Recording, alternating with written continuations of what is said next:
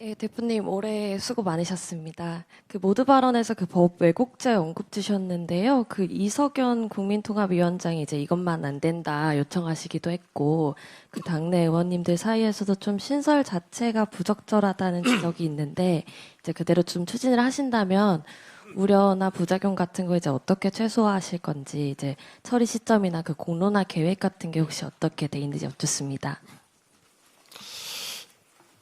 여러분, 개혁의 원래 뜻을 아십니까? 개혁은 가죽을 벗겨낸다는 뜻이라고 합니다. 얼마나 고통스럽겠습니까? 그리고 개혁은 잘못된 것을 고치자는 뜻입니다. 저는 이것을 반대하는 분들께 되묻고 싶습니다. 검사들이 수사를 하다가 조작을 해서 기소를 한다면 그대로 둬야 합니까? 그리고 판사들이 법 적용을 잘못해서 오판, 오심을 한다면 그 피해가 있더라도 그냥 참고 있어야 됩니까? 법 왜곡죄는 명확한 겁니다. 조작 기소 등 잘못된 기소, 그리고 법 적용을 잘못한 오심을 바로잡자는 겁니다. 축구 경기에서도 오심을 하면 다시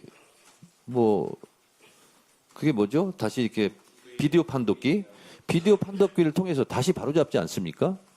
그런 절차를 하자는 겁니다. 이것은 검사나 판사에게는 좀 불편할 수 있겠으나 국민들께서 당하는 고통을 생각하면 당연히 해야 되는 법이라고 생각을 하고, 이석연 국민통합위원장께도 그때 비공개 때 제가 이런 취지로 설명을 드린 바 있습니다. 예, 다음 질문이요. 이번엔 경제신문 한번 받아보겠습니다. 서울경제 강도림 기자님. 네, 대표님 취임 후 첫 회견 축하드립니다. 그리고 한반도 평화신 전략위원회 언급 주셨는데 구성에 대해서 오늘 이야기될 거란 말이 있었는데 구성원이 좀 어떻게 될지 밝혀질 수 있는지, 또 언제부터 출범할지 여쭙고 싶고요. 그리고 상법 개정도 성과로 말씀 주셨는데 혹시 자사주 소각 관련 3차 상법 그런 목표 처리나 예상 시점이 있을지도 여쭤봅니다.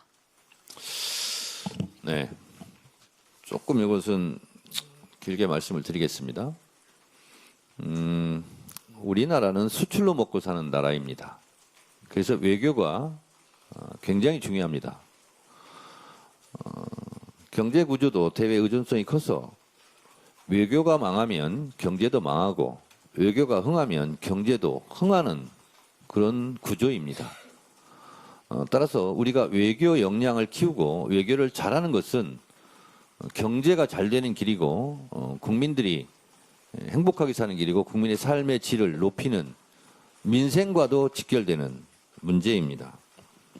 그런데 우리는 아시다시피 한미 동맹을 축으로 한 미국과의 관계, 또 우리가 수출을 제일 많이 하는 나라가 중국, 홍콩 등 이 중화권입니다.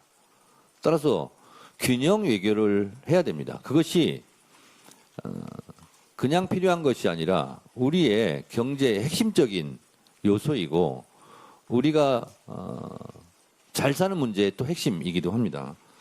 따라서 한쪽의 목소리만 들리는 것은 외교상, 외교 전략상 좋지 않다고 생각합니다. 따라서 한반도 평화 신전략위원회를 만들어서 다양한 목소리를 내고 다양한 카드를 이재명 대통령이 줄 수 있도록, 그래서 지렛대 역할을 통해서 최대한의 국익을 추구하는 그런 균형 외교, 실용 외교가 필요하다고 생각합니다. 그래서 당에서는 당의 역할을 다하겠다라고 말씀을 드리고, 한반도 평화 신전략위원회는 정세현 장관, 문정인 교수, 이재정 전 통일부 장관 등 한반도에서는 한반도 평화 문제에 대해서는 가장 최고의 전문가들로 구성이 될 것이고, 그리고 공동위원장이나 실무, 분과나 이런 부분들을 상당히 의미 있고 그리고 알차게 지금 구성을 해놨습니다. 그래서 조만간 발족식을 할 예정입니다. 그리고 제가 오늘 정책위 의장, 사무총장, 정년위원장은 꼭 오라고 했는데 제가 답변할 수도 있겠으나 바로 답변 기회를 드리기 위해서 제가 배석하라고 했습니다.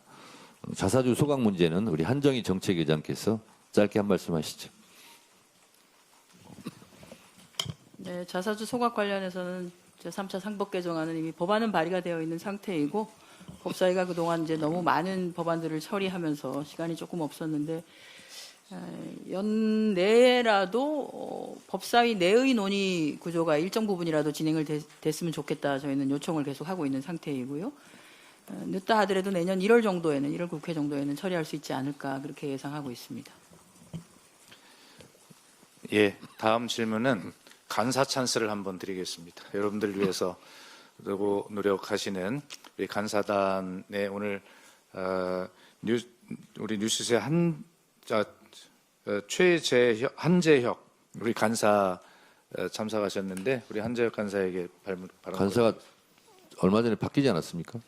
부간사 부간사입니다. 맡고 있습니다. 네? 부간사 맡고 있습니다. 오늘 머니투데이 이승주 아, 간사가 휴가 네. 중이어서 네. 부간사가 오늘 수고했습니다. 안녕하세요. 뉴시스 한지혁 기자입니다. 먼저 취임 147일 축하드리고요. 네. 당대표 취임하실 때 내란 세력과는 악수하지 않겠다고 말씀하셨는데 그럼에도 불구하고 이제 여야 극한 대치로 인해서 국민들이 좀 피로감을 느낀다는 지적이 있습니다. 혹시 새해에는 좀 여야 협치 관련해서 좀 구상이 있으신지 여쭙고 하나 더 여쭈면은 그동안의 당대표 재임하시면서의 성과를 10점 만점으로 평가하신다면 어떻게 평가하실지 여쭙습니다. 당대표 수행에 대한 평가는 몇 점이냐? 그건 제가 채점자가 아니잖아요.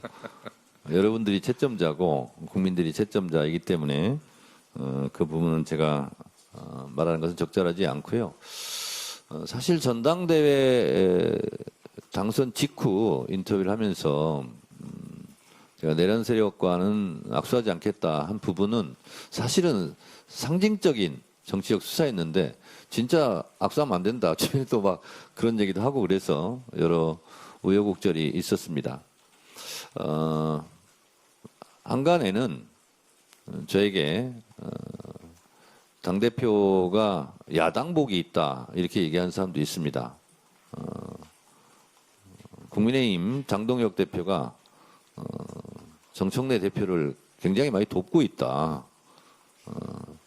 그래서 그냥 내비둬라. 왜 자꾸 윤5개인 세력과 단절하라 라고 얘기를 하냐라고 저에게 얘기하는 사람도 있습니다. 그렇지만 우리 헌법에서 보장하고 있는 국회 의사결정은 다수결로 하라라는 원칙이 있습니다만 그것은 최후의 순간에 쓰는 카드라고 저는 생각을 합니다. 당연히 여야가 머리를 맞대고 협의하고 대화하고 하는 것은 당연한 일이고 그렇게 해야 된다고 생각합니다.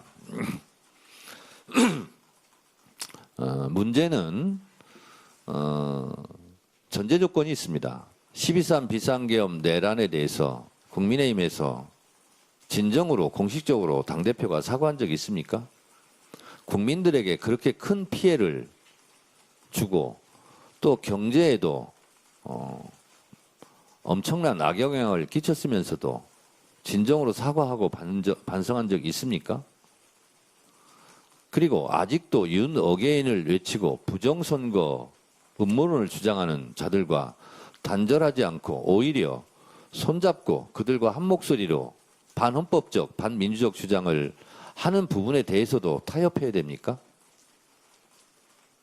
저는 국민의힘이 먼저 그런 선제적인 조치를 하는 것이 모든 걸 떠난 국민에 대한 도리가 아닌가 그런 생각을 하고 있습니다. 그럼에도 불구하고 이 본인들이 낸 법안까지 필리버스터를 통해서 반대하는 모습을 보면서 이 무슨 우스꽝스러운 코미디인가 그런 생각도 합니다. 한편으로 국민의힘 처지가 본인 스스로도 속으로 딱하다고 생각하지 않을까라는 생각도 하곤 합니다. 국민의힘이 정상적인 길로 들어서서 진정으로 국민을 위한 그런 대화를 시작했으면 좋겠습니다. 저는 평소에 야당이 강해야 여당도 강하다고 생각합니다. 야당이 잘하면 여당은 더 잘하려고 노력하지 않겠습니까? 그래서 야당이 건강하고 건전한 야당으로 거듭났으면 좋겠습니다. 예, 다음 질문 받겠습니다.